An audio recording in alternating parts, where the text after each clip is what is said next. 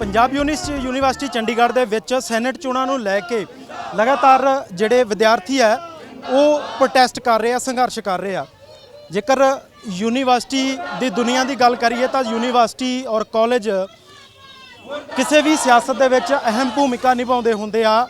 ਇੱਥੋਂ ਦੇ ਵਿਦਿਆਰਥੀ यूनिवर्सिटीਆਂ ਦੇ ਵਿੱਚੋਂ ਉੱਠ ਕੇ ਹੀ ਆਪਣੇ ਸੂਬੇ ਜਾਂ ਦੇਸ਼ ਦੀ ਸਿਆਸਤ ਦੇ ਵਿੱਚ ਹਿੱਸੇਦਾਰੀ ਪਾਉਂਦੇ ਆ। ਜਾਣੀ ਇਹ एक शुरुआत होंदी है सियासत दे विच आउण दे लई, और सियासत शुरू होंदी है सैनेट चोणां तो। ये पंजाब दी विधान सभा वर्गी एक चोण होंदी है कि असैंबली चुनी जाए, उस तो बाद जिहड़ा इस दी जिहड़ी पूरी प्रक्रिया है वो यूनिवर्सिटी दे विच इन्हां विद्यार्थियों की चलती है। पर इत्थे सैनेट चोणां करवाईयां नहीं जा रही, जानी सीधे तौर पर इल्ज़ाम ने कि केंद्र सरकार अपने अधीन इस यूनिवर्सिटी नूं लियाउणा चाहुंदी है, अपने ही इत्थे वाइस चांसलर जां जो भी इत्थे उन्हां दा अमला फैला होवे वो केंद्र सरकार दा होवे। लगातार नारे भी लगदे है कि संघी सरकार नूं नहीं आउण देवांगे, वाइस चांसलर नूं संघी वाइस चांसलर दा नाम दिता जा रहा है। और जिहड़ा तुसीं प्रोटेस्ट देख रहे हो, इस वेले तस्वीरां देख रहे हो, ये पक्का मोर्चा जिहड़ा है, पक्का धरना जिहड़ा है वो वाइस चांसलर दे ऑफिस के सामने लगा है, उतों शुरू होया और वाइस चांसलर की रिहायश के तक इन्होंने नौजवानों ने पहुँचना है। और उन्हों का यह ऐलान है कि सैनेट चोणां करवाए बिना या सैनेट चोणां का ऐलान करवाए बिना उन्होंने वालों ना तो यह मोर्चा चक्या जाना है तो ना ही संघर्ष जिहड़ा है वो बंद होएगा। असी गलबात भी कर लेने, गलबात करने की कोशिश करांगे, क्योंकि मैं पहला भी गल की कि सियासत कोई भी होवे शुरुआत यूनिवर्सिटियां करदियां, कॉलेज करदे आ। सर की लगदा है कि जिहड़ी ये चोणां ने जिहड़ियां ये बहुत वड्डा रोल अदा करदियां ने एक स्टूडेंट की लाइफ दे विच जां फिर एक सियासत दे विच भी। इहनूं बंद करके की केंद्र सरकार सुनेहा देना चाहुंदी है कि पंजाब दे विच एक एंट्री उन्हां दी सीधे तौर ते? ये बहुत वड्डा डेमोक्रेसी दा घाण है, साडे विद्यार्थियों दा, साडे मुलाजमां दा, साडे कर्मचारियों दे नाल शरेआम धक्का है, डेमोक्रेसी दा कतल है। ये एक बहुत ही खूबसूरत फुल्लां दा गुलदस्ता सैनेट रूप च जिहड़ा चलदा आ रहा सीगा, संघ ने इनू बंद करके इनू बंद करने की कोशिश दे नाल साडे विद्यार्थियों नूं, साडे कर्मचारियों दे नाल शरेआम धक्का कीता है। वाइस चांसलर साहब ने नाल कोई चर्चा हुई होनी है, कोई हुई हुण तक गल, जां उन्हां दे वल्लों सीधे तौर ते इग्नोर किया जा रहा है कि असीं नहीं सुनना? देखो, असीं 4 साल पहली सैनेट दे विच बहुत सारे विद्यार्थियों के मुद्दे, कर्मचारियों के मुद्दे पूरे अपने सैनेट दे विच उन्हां नूं मनवाए ने। उन्हां नूं ये डर है कि जो हुण दोबारा सैनेट आएगी ये दोबारा ये मुद्दों नूं फिर उघाड़नगे, उहदे अंदर डर पैदा हो गया। वो डर जिहड़ा है वो इलैक्शन करवाउण तो मुनकर हो रहा है जी। ਤਾਂ ਅੱਗੇ ਦੀਆਂ ਤਸਵੀਰਾਂ ਦਿਖਾਈਏ ਤੁਹਾਨੂੰ, ਅੱਗੇ ਦੀਆਂ ਤਸਵੀਰਾਂ ਦਿਖਾਈਏ ਤਾਂ ਜਿੱਥੇ ਰਿਹਾਇਸ਼ ਆ ਉੱਥੇ ਪਹੁੰਚ ਚੁੱਕੇ ਆ। ਔਰ ਅੱਗੇ ਜਿਹੜੀ ਬੈਰੀਗੇਟਿੰਗ ਸਿਕਿਉਰਿਟੀ ਦੇ ਵੱਲੋਂ ਇੱਥੋਂ ਜਿਹੜੀ ਪੁਲਿਸ ਆ ਉਹਨਾਂ ਦੇ ਵੱਲੋਂ ਕੀਤੀ ਗਈ ਆ। ਇੱਥੋਂ ਤੱਕ ਉਹਨਾਂ ਦਾ ਕਹਿਣਾ ਸੀ ਕਿ ਘਿਰਾਓ ਕਰਾਂਗੇ, ਅਸੀਂ ਰਿਹਾਇਸ਼ ਦੇ ਸਾਹਮਣੇ ਪਹੁੰਚਾਂਗੇ ਤਾਂ ਕਿ ਕਿਉਂਕਿ ਵਾਈਸ ਚਾਂਸਲਰ ਤੋਂ ਹੀ ਸ਼ੁਰੂ ਹੋਣੀ ਆ ਕਹਾਣੀ, ਤੇ ਵਾਈਸ ਚਾਂਸਲਰ ਹੀ ਉਹਨਾਂ ਦੀ ਗੱਲ ਸੁਣਨ ਦੇ ਲਈ ਤਿਆਰ नहीं है। बहुत सारे बुद्धिजीवी, बहुत सारे सियासत के नाल संबंधित रखने वाले बहुत सारे लोग इस प्रोटेस्ट के भी शामिल ने, क्योंकि मैं बार बार जिक्र कर रहा कि जदों भी सियासत की शुरुआत होनी है तो यूनिवर्सिटी वर्गियां संस्थावां तो होनी हुंदी है, कॉलेजों तो होनी हुंदी है। आले दुआले दिखा दो एक बार कि जिहड़ी बैरीगेटिंग है, रस्ते रोक दिते गए हैं और इत्थे नारेबाजियां का सिलसिला जिहड़ा वो लगातार जारी है।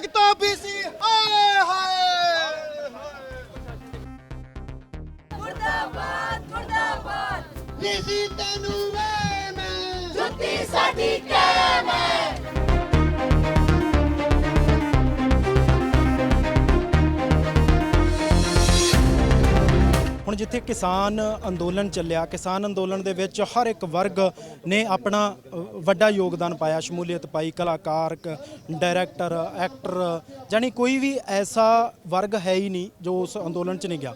ਇਸੇ ਤਰ੍ਹਾਂ ਦਾ ਇੱਕ ਨਵਾਂ ਕਹਿ ਸਕਦੇ ਹਾਂ ਕਿ ਜਿਵੇਂ ਸ਼ੁਰੂਆਤ ਪੰਜਾਬ ਦੇ ਵਿੱਚ ਹੋਈ ਸੀ ਨਾ ਕਿਸਾਨ ਅੰਦੋਲਨ ਦੀ, ਉਹੀ ਸ਼ੁਰੂਆਤ ਹੁਣ ਯੂਨੀਵਰਸਿਟੀ ਦੇ ਵਿੱਚ ਹੈ। ਯਾਨੀ ਯੂਨੀਵਰਸਿਟੀ ਤੇ ਵੀ ਕੇਂਦਰ ਦੇ ਵੱਲੋਂ ਕਬਜ਼ਾ ਕਰਨ ਦੀ ਕੋਸ਼ਿਸ਼ ਔਰ ਉਹਦੇ ਖਿਲਾਫ ਇੱਕ ਅੰਦੋਲਨ ਯੂਨੀਵਰਸਿਟੀ ਦੇ ਅੰਦਰ ਵੀ ਆ।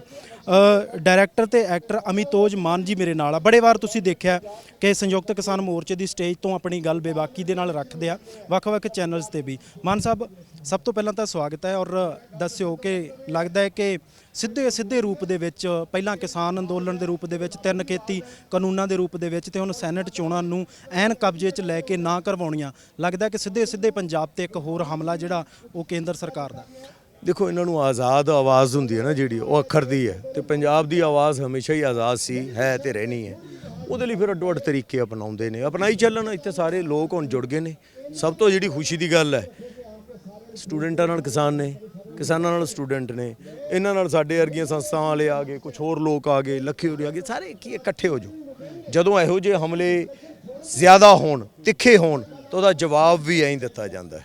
ਆ ਜਿਹੜਾ ਤੁਸੀਂ ਸਾਰਾ ਕੁਝ ਵੇਖ ਰਹੇ ਇਹੀ ਹੈ ਕਿ ਜਦੋਂ ਇਕੱਲੇ ਹੋਵਾਂਗੇ ਮਾਰੇ ਜਾਵਾਂਗੇ, ਜਦੋਂ ਇਕੱਠੇ ਹੋਵਾਂਗੇ ਕੋਈ ਕਿਸਾਨ ਨਹੀਂ, ਕੋਈ ਸਟੂਡੈਂਟ ਨਹੀਂ, ਸਾਰੇ ਅਸੀਂ ਇੱਕ ਹਾਂ। ਇਸ ਪ੍ਰਦੇਸ਼ ਦੇ, ਇਸ ਦੇਸ਼ ਦੇ ਬਸ਼ਿੰਦੇ ਹਾਂ।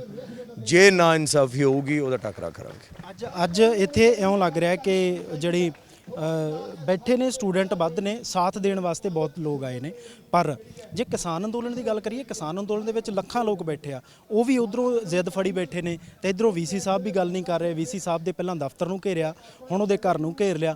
ਜਾਣੀ ਇੱਕ ਮਾਲਾ ਦੇ ਵਿੱਚ ਲੱਗਦਾ ਹੈ ਕਿ ਪਰੋਇਆ ਜਾ ਰਿਹਾ ਇੱਕੋ ਜਿਹਾ ਕੁਛ ਹੀ ਹੈ, ਕਿਉਂਕਿ ਉਹਨਾਂ ਦੇ ਵੱਲੋਂ ਹੀ ਇਹ ਸਾਰਾ ਜਿਹੜਾ ਨੈਰੇਟਿਵ ਸਿਰਜਿਆ ਜਾ ਰਿਹਾ ਉਸੇ ਤਰ੍ਹਾਂ ਦਾ ਹੀ ਹੈ ਕੁਛ। ਇੱਕ ਰੰਗ ਚੰਗਾ ਨਹੀਂ ਹੁੰਦਾਗਾ, ਇੱਕ ਰੰਗ ਕਰਨ ਨੂੰ ਫਿਰਦੇ ਨੇ। ਬਹੁਤ ਰੰਗਾ ਦੇਸ਼ ਹੈ ਯਾਰ, ਜ਼ਾਤਾਂ, ਧਰਮਾਂ, ਕਲਚਰ ਸਾਰੇ ਔਰ ਉਹ ਕਿਸੇ ਨੂੰ ਮਿਲਦਾ ਹੈ, ਉਹ ਖਿਲਾਵਟ ਹੈ। ਤੁਸੀਂ ਸੋਚੋ, ਇਹ ਸਾਰੀਆਂ ਜ਼ਬਾਨਾਂ, ਧਰਮ ਕਿੰਨੀਆਂ ਸ਼ਹਾਦਤਾਂ ਤੋਂ ਬਾਅਦ, ਕਿੰਨੇ ਦਿਮਾਗ ਵਾਲੇ ਔਰ ਦਿਲ ਵਾਲਿਆਂ ਤੋਂ ਬਾਅਦ ਇਹ ਉਪਜੇ ਨੇ। ਤੁਸੀਂ ਉਹਨੂੰ ਖਤਮ ਕਰ ਦਿਓਗੇ ਯਾਰ?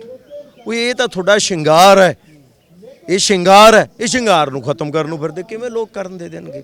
ਇਹ ਜਿਹੀਆਂ ਕੋਸ਼ਿਸ਼ਾਂ ਬੜੀ ਦੁਨੀਆ 'ਚ ਹੋਈਆਂ ਨੇ, ਬਟ ਅੱਜ ਦੀ ਦੁਨੀਆ 'ਚ ਜਦੋਂ ਲੋਕ ਡੈਮੋਕ੍ਰੈਟਿਕ ਹੋ ਰਹੇ ਨੇ, ਜਦੋਂ ਦੇਸ਼ ਆਪਦੇ ਆਪ ਨੂੰ ਖੋਲ੍ਹਦੇ ਨੇ ਤੇ ਕਹਿੰਦੇ ਨੇ ਕਿ ਸਾਡੇ ਇੰਸਟੀਟਿਊਸ਼ਨ ਦੀ ਇੱਜ਼ਤ ਵਧੇ ਤਾਂ ਜੋ ਦੁਨੀਆ 'ਚ ਇੱਜ਼ਤ ਬਣੇ, ਇਹ ਉਲਟਾ ਕੰਮ ਚਲਾਈ ਬੈਠੇ ਨੇ।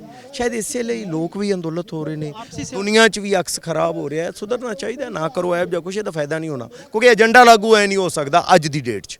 ਮਾਨ ਸਾਹਿਬ, ਆਪਸੀ ਸਿਆਸਤ ਹੈ ਜਿਹੜੀ ਉਹ ਯੂਨੀਵਰਸਿਟੀਆਂ ਦੇ ਵਿੱਚ ਅਕਸਰ ਹੁੰਦੀ ਰਹੀ। ਸਿਆਸਤ ਸਾਡੇ ਸੂਬੇ ਦੇ, ਸਾਡੇ ਦੇਸ਼ ਦੇ ਵਿੱਚ ਸਟੂਡੈਂਟ ਸਿਆਸਤ ਹੈ ਜਿਹੜੀ, ਵਿਦਿਆਰਥੀ ਸਿਆਸਤ, ਉਹ ਬਹੁਤ ਵੱਡਾ ਯੋਗਦਾਨ ਪਾਉਂਦੀ ਆ, ਕਿਉਂਕਿ ਬੜੇ ਅਹੁਦਿਆਂ ਤੇ ਜਾਂਦੇ ਨੇ ਵਿਦਿਆਰਥੀ ਯੂਨੀਅਨਾਂ 'ਚੋਂ ਨਿਕਲ ਕੇ। ਪਰ ਇੱਥੇ ਲੜਾਈ ਲੱਗਦਾ ਕਿ ਉਲਟ ਹੈ। ਇੱਥੇ ਤਾਂ ਉਸ ਸਿਆਸਤ ਨੂੰ ਸ਼ੁਰੂ ਕਰਵਾਉਣ ਦੀ ਲੜਾਈ ਆ। ਜਾਣੀ ਇਹ ਵੀ ਇੱਕ ਵੱਡਾ ਹਮਲਾ। ਫਿਰ ਇਹ ਜਾਣੀ ਸਿੱਧੇ ਤੌਰ ਤੇ ਸਮਝ ਤਾਂ ਆਉਂਦਾ ਕਿ ਨੈਰੇਟਿਵ ਕੀ ਆ, ਪਰ ਇਹ ਸਮਾਂ ਕਿਉਂ ਆ ਗਿਆ? ਸਾਡੇ ਲੋਕ ਤਾਂ ਇਕਜੁੱਟ ਹੈ, ਸਾਡੇ ਲੋਕ ਤਾਂ ਜੁੜੇ ਹੋਏ ਨੇ। ਪੰਜਾਬ ਤਾਂ ਹਮੇਸ਼ਾ ਹੀ ਹਾਸੇ ਵਾਲੀ ਗੱਲ ਪਤਾ ਕੀ ਹੈ, ਜਿਹੜੇ ਡੈਮੋਕ੍ਰੇਸੀ ਨਾਲ ਚੁਣੇ ਜਾਂਦੇ ਨੇ ਉਹੀ ਡੈਮੋਕ੍ਰੇਸੀ ਨੂੰ ਖਤਮ ਕਰਨਾ ਚਾਹੁੰਦੇ ਨੇ। ਉਹ ਤੁਸੀਂ ਆਪ ਕਿਵੇਂ ਬਣੇ ਹੋ ਡੈਮੋਕ੍ਰੇਸੀ ਨਾਲ? ਹੁਣ ਇਹ ਡੈਮੋਕ੍ਰੈਟਿਕ ਚਿਹਰੇ ਨੂੰ ਯੂਨੀਵਰਸਿਟੀ ਦੇ ਨੂੰ ਨੋਮੀਨੇਟਡ ਬਣਾਉਣਾ ਚਾਹੁੰਦੇ ਹੋ। ਗੱਲ ਕਿੱਧਰ ਨੂੰ ਗਈ? ਕਿ ਤੁਹਾਨੂੰ ਲੱਗਦਾ ਬਸ ਇੱਕ ਵਾਰੀ ਅਸੀਂ ਚੁਣੇ ਗਏ, ਉਸ ਤੋਂ ਬਾਅਦ ਸਾਰੇ ਬੰਦ ਮੂੰਹ, ਹੁਣ ਜੋ ਅਸੀਂ ਕਵਾਂਗੇ ਉਵੇਂ ਹੋਊ? ਡੈਮੋਕ੍ਰੇਸੀ ਇਹ ਨਹੀਂ ਹੁੰਦੀਗੀ, ਇਹ ਲੋਕਾਂ ਦੀ ਹੈ, ਲੋਕਾਂ ਦੁਆਰਾ ਹੈ। ਇਹ ਡੈਮੋਕ੍ਰੇਸੀ ਹੈ ਕਿ ਹਰ ਦੂਜੇ ਦਿਨ ਜੇ ਲੋਕਾਂ ਦਾ ਕੰਸਰਨ ਹੈ ਸੁਣੋ। ਆ ਸਵਿਟਜ਼ਰਲੈਂਡ ਹੈ, ਜ਼ਿਆਦਾ ਦੂਰ ਨਹੀਂਗਾ, 10,000 ਬੰਦਾ ਇਕੱਠਾ ਹੋ ਕੇ ਅਗਰ ਕਹਿ ਦੇ ਨਾ, ਉਹ ਕਾਨੂੰਨ ਬਣ ਜਾਂਦਾ ਹੈ। ਇੱਥੇ ਕੀ ਹੋ ਰਿਹਾ? ਲੱਖਾਂ ਬੈਠੇ ਆ ਨਾ, ਸਾਰੇ ਪ੍ਰਦੇਸ਼ਾਂ 'ਚ ਕਾਇਮ ਹੋ ਗਏ ਨੇ, ਤਾਂ ਹੀ ਪਾਰਲੀਮੈਂਟ 'ਚ ਰੌਲਾ ਪੈ ਰਿਹਾ, ਫਿਰ ਵੀ ਨਹੀਂ ਮੰਨ ਰਹੇਗੇ। ਹੱਦ ਹੈ ਹੱਠ ਧਰਮੀ ਦੀ ਯਾਰ। ਉਹ ਲੋਕਾਂ ਨੇ ਬਣਾਇਆ, ਤੁਸੀਂ ਲੋਕਾਂ ਦੇ ਹੋ, ਲੋਕਾਂ ਨਾਲ ਜੁੜ ਕੇ ਲੜੋ। ਤੁਸੀਂ WTO ਨਾਲ ਰਲ ਕੇ ਲੋਕਾਂ ਨਾਲ ਲੜ ਰਹੇ ਹੋ ਆਪਦੇ ਦੇਸ਼ਾਂ ਨਾਲ। ਤਾਂ ਬੜੇ ਟਾਈਮ ਦੀਆਂ ਉਹਨਾਂ ਨੇ ਪਿੱਛੇ ਛੱਡਤੀਆਂ ਨਾ, ਉਹ ਤਾਂ ਆਪਣਾ ਯਾਰ ਕਰੀ ਚੱਲਣ, ਰਿਐਕਸ਼ਨ ਹੀ ਕਰ ਸਕਦੇ ਆ ਲੋਕ। ਕੀ ਕਰ ਸਕਦੇ ਨੇ? ਵਟ ਵੀ ਡੂ, ਰਿਐਕਟ ਜੋ ਕਰ ਰਹੇ ਆ ਕਰ ਲੋ, ਜੋ ਕਰਨਾ ਤੁਸੀਂ। ਅਸੀਂ ਵੀ ਰਿਐਕਟ ਕਰਦੇ ਚੱਲਾਂਗੇ, ਅਸੀਂ ਤਾਂ ਰਿਐਕਟ ਐਂ ਹੀ ਕਰਾਂਗੇ ਔਰ ਮਨਾ ਕੇ ਛੱਡਾਂਗੇ, ਕਿਉਂਕਿ ਜਿੱਥੇ ਲੋਕ ਜਾਗਰਤ ਹੋ ਜਾਣ ਨਾ, ਉੱਥੇ ਕੋਈ ਰੋਕ ਹੀ ਨਹੀਂ ਸਕਦਾ ਕਿਸੇ ਚੀਜ਼ ਨੂੰ। ਇਹ ਲੋਕ ਜਾਗਰਤ ਹੋ ਚੁੱਕੇ ਨੇ। ਕਿਉਂ? ਅੱਜ ਹਰ ਇੱਕ ਨੂੰ ਸਮਝ ਆ ਗਿਆ ਸੈਨੇਟ ਕੀ ਹੁੰਦਾ। ਇਹਦਾ ਇੱਕ ਕਾਨੂੰਨ ਹੈ ਪੰਜਾਬ ਯੂਨੀਵਰਸਿਟੀ ਦਾ, 47 ਜੋ ਪੰਜਾਬ ਯੂਨੀਵਰਸਿਟੀ ਐਕਟ ਦੇ ਤਹਿਤ ਹੈ। ਇਹਨੂੰ ਸਿਰਫ ਪਾਰਲੀਮੈਂਟ ਬਦਲ ਸਕਦੀ ਜਾਂ ਸੈਨੇਟ ਖੁਦ। ਤੇ ਸੈਨੇਟ ਜਦੋਂ ਇਹ ਸਾਰੇ ਲੋਕ ਵੋਟਾਂ ਪਾਉਣਗੇ, ਚੁਣ ਕੇ ਤਾਂ ਵਿਖਾਉਣ ਕਿਸੇ ਹੋਰ ਨੂੰ, ਜਿੱਤ ਕੇ ਆਉਣਗੇ ਔਰ ਕਹਿਣਗੇ ਨਹੀਂ ਇਹ ਉਹੀ ਫੇਸ ਚਾਹੀਦਾ। ਮੈਨੂੰ ਦੱਸੋ ਕਿਸੇ ਦਾ ਵੀ ਆਪਾਂ ਬਦਲ ਕਦੋਂ ਲਿਆਉਣੇ ਆ? ਜਦੋਂ ਆਪਾਂ ਇਹ ਕਹਿੰਦੇ ਆ ਕਿ ਯਾਰ ਇਹਦੀ ਪਰਫਾਰਮੈਂਸ ਖਰਾਬ ਹੈ, ਅਕੈਡਮਿਕ ਲੈਵਲ ਤੇ, ਸਪੋਰਟਸ ਦੇ ਲੈਵਲ ਤੇ, ਕਲਚਰਲ ਲੈਵਲ ਤੇ, ਇਹੋ ਜਿਹਾ ਤਾਂ ਕੁਝ ਵੀ ਨਹੀਂ। ਕਮਾਲ ਦੀ ਪਰਫਾਰਮੈਂਸ ਸੀ। ਔਰ 4 ਸਾਲ ਪਹਿਲਾਂ ਜਦੋਂ ਇਹ ਮਹਾਸ਼ੇ ਨਹੀਂ ਆਏ ਸੀ VC ਸਾਹਿਬ, ਉਦੋਂ ਇਸ ਯੂਨੀਵਰਸਿਟੀ ਦਾ ਰੈਂਕ ਪਹਿਲੇ 10 'ਚ ਸੀ, 10 ਜਾਂ 15 'ਚ ਮੈਨੂੰ ਰੰਧਾਵਾ ਸਾਹਿਬ ਨੇ ਦੱਸਿਆ। ਤੇ ਅੱਜ ਕੀ ਹੈ ਰੈਂਕ? ਆ ਪਿਛਲੇ ਸਾਲ ਦਾ 40ਵਾਂ। ਇਹ ਪਰਫਾਰਮੈਂਸ ਹੈ ਤੁਹਾਡੀ, ਇਹ ਪਰਫਾਰਮੈਂਸ ਹੈ। ਇਹ ਇੱਕ ਤਰੀਕੇ ਨਾਲ ਚੁਣ ਕੇ ਆਉਂਦੀ ਹੈ। ਵਾਹਿਦ ਯੂਨੀਵਰਸਿਟੀ ਹੈ ਹਿੰਦੁਸਤਾਨ ਜੋ ਇਲੈਕਟਡ ਹੈ, ਬਲਕਿ ਬਾਕੀ ਯੂਨੀਵਰਸਿਟੀਆਂ ਨੂੰ ਇੰਨਾ ਅਰਗਾ ਕਰਨਾ ਚਾਹੀਦਾ। ਇੱਥੇ ਉਲਟਾ ਕੰਮ ਹੋ ਰਿਹਾ। ਜੋ ਇਲੈਕਟਡ ਸੀ ਉਹਨੂੰ ਨੋਮੀਨੇਟਡ ਬਣਾਉਣ ਦੀ ਕੋਸ਼ਿਸ਼ ਹੋ ਰਹੀ ਹੈ। ਮਾਨ ਸਾਹਿਬ ਇੱਕ ਗੱਲ ਸਮਝਾਇਓ, ਕਿਉਂਕਿ ਤੁਸੀਂ ਡਾਇਰੈਕਟਰ ਹੋ, ਤੁਸੀਂ ਬੜੇ ਐਂਗਲਾਂ ਤੋਂ ਸੋਚਦੇ ਹੁੰਦੇ ਹੋ, ਬਹੁਤ ਕੁਝ ਸੋਚ ਕੇ ਤੁਸੀਂ ਲੋਕਾਂ ਤੱਕ ਪਹੁੰਚਾਉਂਦੇ ਹੋ, ਪਰ ਇੱਕ ਗੱਲ ਕੀ ਇਹ ਯੂਨੀਵਰਸਿਟੀ ਤੇ ਹਮਲਾ ਜਾਂ ਪੰਜਾਬ ਤੇ ਹਮਲਾ, ਦੋ ਸ਼ਬਦ? ਦੋਨਾਂ ਤੇ ਹੀ ਹੈ। ਕਦੇ ਵੀ ਕਿਸੇ ਸਟੇਟ ਤੇ ਜਾਂ ਲੋਕਾਂ ਤੇ ਹਮਲਾ ਐ ਨਹੀਂ ਹੁੰਦਾ ਕਿ ਉਹਦਾ ਨਾਂ ਲੈ ਕੇ ਉਹਦੇ ਇੰਸਟੀਟਿਊਸ਼ਨ ਨੂੰ ਕਿਲ ਕਰਨਾ ਹੀ ਪੰਜਾਬ ਤੇ ਹਮਲਾ ਹੈ, ਔਰ ਪੰਜਾਬ ਤੋਂ ਵੀ ਅੱਗੇ ਇਨਸਾਨੀਅਤ ਤੇ ਹਮਲਾ ਹੈ, ਡੈਮੋਕ੍ਰੇਸੀ ਤੇ ਹਮਲਾ ਹੈ। ਇਹ ਸਾਰਾ ਕੁਝ ਰੁਲ ਜਾਂਦਾ ਹੈ। ਇਹ ਉਹਦੇ ਤੇ ਹਮਲਾ ਹੈ, ਇਹਨੂੰ ਰੋਕਣਾ ਪਊਗਾ, ਸਾਰਿਆਂ ਨੂੰ ਇਕੱਠੇ ਹੋਣਾ ਪਊਗਾ। ਇਹ ਨਾ ਕਹੋ, ਮੈਂ ਵਾਰ-ਵਾਰ ਤੁਹਾਡੇ ਕੈਮਰੇ ਰਾਹੀਂ ਕਹਿਣਾ ਚਾਹੁੰਦਾ ਕਿ ਉਹਦਾ ਮਸਲਾ ਹੈ, ਉਹਦਾ ਮਸਲਾ ਹੈ, ਸਾਡਾ ਸਾਰਿਆਂ ਦਾ ਮਸਲਾ ਹੈ। ਇਕੱਠੇ ਹੋਵੋ ਔਰ ਇਹਨੂੰ ਬਦਲੋ ਇਸ ਚੀਜ਼ ਨੂੰ। ਬਿਲਕੁਲ ਸਾਹਮਣੇ ਵੀ ਆਉਂਦਾ, ਇੱਧਰ ਕਿਸਾਨ ਜਥੇਬੰਦੀਆਂ ਦੇ ਨੁਮਾਇੰਦੇ ਵੀ, ਇੱਧਰ ਨੌਜਵਾਨ ਖੜੇ ਨੇ ਜਿਹੜੇ ਲਗਾਤਾਰ ਜਿਹੜਾ ਮੋਰਚਾ ਲੱਗਾ ਉਹ ਚੰਡੀਗੜ੍ਹ ਦੇ ਵਿੱਚ ਮਟਕਾ ਚੌਂਕ ਦੇ ਵਿੱਚ, ਉੱਥੇ ਲਗਾਤਾਰ ਸੇਵਾਵਾਂ ਨਿਭਾਉਂਦੇ ਨੇ ਜੀ। ਬਿਲਕੁਲ, ਔਰ ਲਗਾਤਾਰ ਜਿਵੇਂ ਮਾਨ ਸਾਹਿਬ ਨੇ ਕਿਹਾ ਕਿ ਇਕੱਠੇ ਹੋ ਕੇ ਲੜਨਾ ਪੈਣਾ।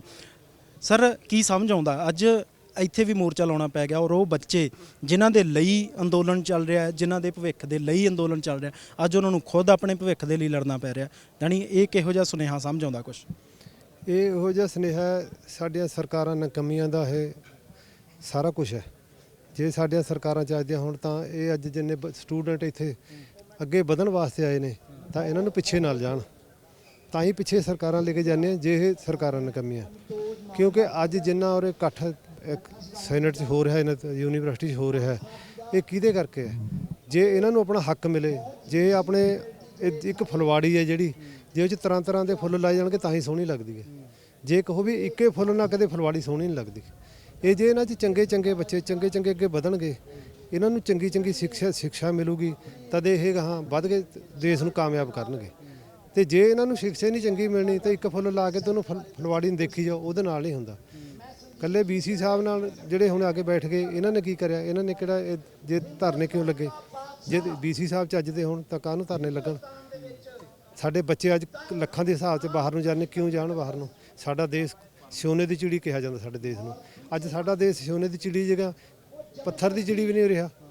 ਕਿਉਂ ਨਹੀਂ ਰਿਹਾ? ਇਸੇ ਕਰਕੇ ਨਹੀਂ ਰਿਹਾ ਕਿ ਸਾਡੇ ਬੱਚੇ ਜਿਹੜੇ ਅੱਜ ਅਸੀਂ ਬੱਚੇ ਨੂੰ ਕਿਹਨੂੰ ਪੈਦਾ ਕਰਦੇ, ਬੱਚਾ ਪੈਦਾ ਹੁੰਦਾ ਨਾ, ਕਿੱਡੀਆਂ ਮਾਂ ਪਿਓ ਦੀਆਂ ਉਮੀਦਾਂ ਹੁੰਦੀਆਂ, ਉਹਨੂੰ ਕਿਸ ਤਰ੍ਹਾਂ ਪਾਲਦਾ ਬੱਚੇ ਨੂੰ, ਮਾਂ ਪਿਓ ਕਿਸ ਤਰ੍ਹਾਂ ਪਾਲਦਾ, ਦਿਹਾੜੀਆਂ ਕਰਕੇ, ਕੋਈ ਜ਼ਮੀਨ ਵੇਚ ਕੇ, ਕੋਈ ਕਮਾ ਕੇ, ਕਿਸ ਤਰ੍ਹਾਂ ਕਮਾ ਕੇ ਉਹਨੂੰ ਅੱਗੇ ਲੈ ਕੇ ਜਾਂਦਾ। ਪਰ ਜਦੋਂ ਉਹਦਾ ਸਾਡੇ ਦੇਸ਼ ਨੂੰ ਫਾਇਦਾ ਹੋਣ ਲੱਗਦਾ, ਅਸੀਂ ਆਪਣੇ ਬੱਚੇ ਬਾਹਰ ਨੂੰ ਭੇਜਦੇ ਹਾਂ। 1.5 ਲੱਖ ਬੱਚਾ ਹਰ ਸਾਲ ਸਾਡਾ ਬਾਹਰ ਨੂੰ ਜਾਂਦਾ। ਕਿਉਂ ਜਾਂਦਾ? ਇਸੇ ਕਰਕੇ। ਜੇ ਸਾਡੇ ਬੱਚੇ ਇੱਥੇ ਸਾਡਾ ਕੰਮ ਕਰਨ, ਸਾਡਾ ਦੇਸ਼ ਦਾ ਸਾਡਾ ਭਵਿੱਖ ਹੈ, ਸਾਡਾ ਕਾਮਯਾਬ ਹੋਵੇ।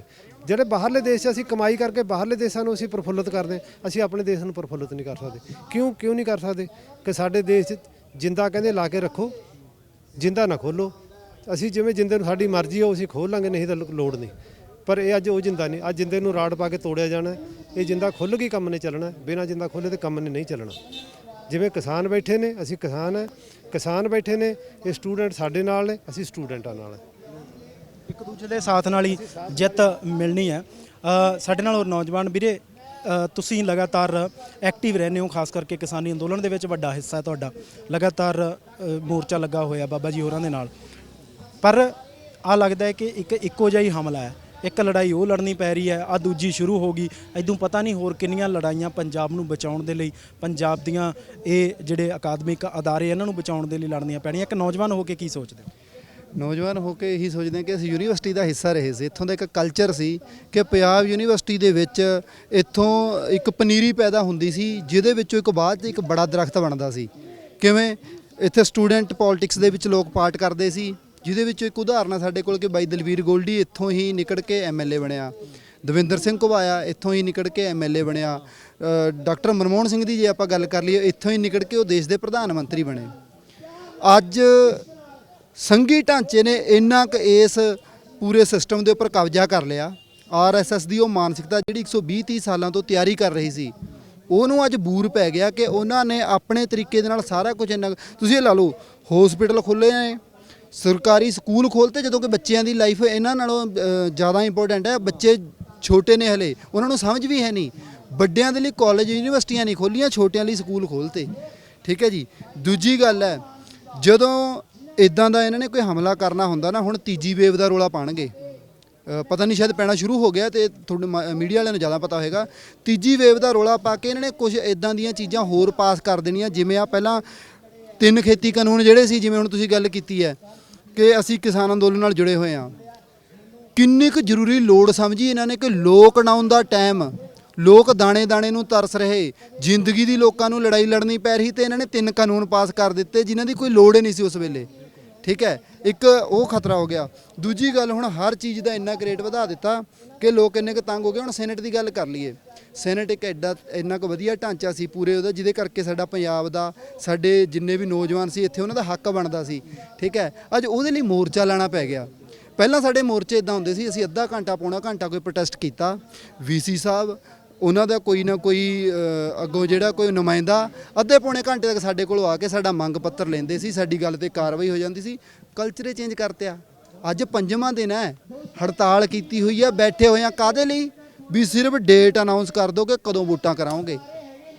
ਤੁਸੀਂ ਇਹ ਲਾ ਲਓ ਵੀ ਕਿੱਡੇ ਆਪਾਂ ਗੁਲਾਮ ਕਰ ਲਏ ਇਹਨਾਂ ਲੋਕਾਂ ਨੇ, ਇਸ ਮਾਨਸਿਕਤਾ ਨੇ ਆਪਾਂ ਨੂੰ ਕਿੰਨਾ ਕੁ ਗੁਲਾਮ ਕਰ ਲਿਆ ਕਿ ਅਸੀਂ ਹੁਣ ਵੋਟਾਂ ਪਵਾਉਣ ਦੇ ਲਈ ਲੜ ਰਹੇ ਹਾਂ। ਵੋਟਾਂ ਜਦੋਂ ਜਿੱਤ ਹਾਰ ਦੇ ਲਈ ਤਾਂ ਬਾਅਦ ਚ ਕੋਈ ਰਿਜ਼ਲਟ ਦੇ ਵਿੱਚ ਕੋਈ ਹੇਰ ਫੇਰ ਹੁੰਦੀ ਹੈ, ਕੋਈ ਹੋਰ ਘਪਲਾ ਹੁੰਦਾ, ਉਹਦੀ ਤਾਂ ਗੱਲ ਬਾਅਦ ਚ ਹੈ। ਹਲੇ ਵੋਟਾਂ ਪਵਾਉਣ ਦੇ ਲਈ ਡੇਟ ਡਿਸਾਈਡ ਕਰਨ ਦੇ ਲਈ ਲੜ ਰਹੇ ਹਾਂ। ਸੋ ਇਹ ਜਿਹੜੀ ਇੱਕ ਗੰਦੀ ਮਾਨਸਿਕਤਾ ਦੀ ਨਿਸ਼ਾਨੀ ਆਪਾਂ ਕਹਿ ਸਕਦੇ ਹਾਂ ਕਿ ਵੀਸੀ ਜਿਹੜਾ ਕਿਹੜੀ ਯੂਨੀਵਰਸਿਟੀ ਤੋਂ ਆਇਆ ਤੁਹਾਨੂੰ ਵੀ ਪਤਾ ਹੈ। ਠੀਕ ਹੈ, ਤੇ ਉਹਦੀ ਸੋਚ ਕਿਹੜੀ ਹੋਏਗੀ, ਕਿਵੇਂ ਉਹਨੇ ਭਾਗਵਾਕਰਨ ਕੀਤਾ, ਕਿਵੇਂ ਵਾਸਤੂ ਸ਼ਾਸਤਰ ਦੇ ਆਧਾਰ ਤੇ ਰੋਡ ਬੰਦ ਕਰਵਾ ਦਿੱਤਾ।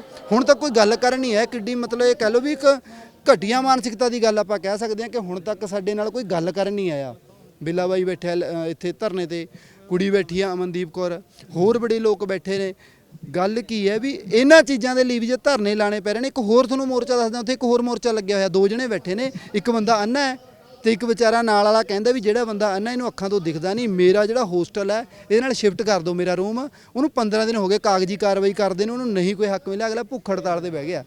ਤੁਸੀਂ ਇਹ ਲਾ ਲਓ ਕਿ ਕਲੈਰੀਕਲ ਕੰਮ ਸੀ ਇਹ, ਕਲਰਕ ਜਿਵੇਂ ਮਰਜ਼ੀ ਕਲੈਰੀਕਲ ਲੈਵਲ 'ਤੇ ਇਹ ਕੰਮ ਸੋਲਵ ਹੋ ਸਕਦਾ ਸੀ, ਪਰ ਅਸਲ ਦੇ ਵਿੱਚ ਕੀ ਹੈ, ਜਿਵੇਂ ਸਾਡੇ ਨਾਲ ਕਿਸਾਨ ਅੰਦੋਲਨ 'ਚ ਕੀ ਹੋ ਰਿਹਾ ਕਿ ਜਿਹੜੇ ਨੁਮਾਇੰਦੇ ਸਰਕਾਰ ਵੱਲੋਂ ਸਾਡੇ ਨਾਲ ਗੱਲ ਕਰਨ ਆਉਂਦੇ ਸੀ ਉਹਨਾਂ ਨੂੰ ਪੂਰੀ ਅਥਾਰਟੀ, ਪੂਰੀਆਂ ਪਾਵਰਾਂ ਦੇ ਕੇ ਭੇਜਿਆ ਜਾਂਦਾ, ਹੁਣ ਤੱਕ ਕਿਸਾਨ ਅੰਦੋਲਨ ਹੱਲ ਹੋ ਜਾਂਦਾ।